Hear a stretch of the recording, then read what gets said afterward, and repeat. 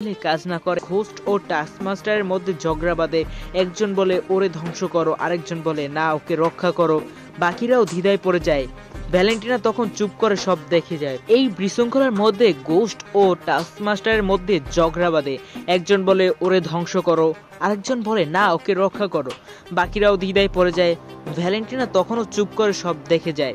এক ধাক্কায় সেন্ট্রি ল্যাবের ছাদ ভেঙে বাইরে বেরিয়ে যায়। তার গন্তব্য অজানা, কিন্তু পিছনে রেখে সিন চেঞ্জ হয়। আমরা দেখতে পারি সেন্ট্রি ল্যাব পাঠিয়ে উড়ে যাওয়ার পর চারদিক অস্থির হয়ে যায়। থান্ডারবোল্টস টিমের মধ্যে কেউ জানে না সে কোথায় গেল, কি করতে যাচ্ছে বা এখন কি করা উচিত। চারপাশে এই বিভ্রান্তি যেন তাদের ভিতরকার দুর্বলতাগুলো একে একে সামনে নিয়ে আসে। কেউ কারোর দিকে তাকায় না, কেউ কারোর সিদ্ধান্তে ভরসা রাখতে পারে না। এদের টিম হিসেবে গড়ে তুলতে গিয়ে ভ্যালেন্টাইন যেন নিজের হাতে তাসের ঘর বানিয়েছিল, যেটা এখন এক ধাক্কায় ভেঙে যাচ্ছে।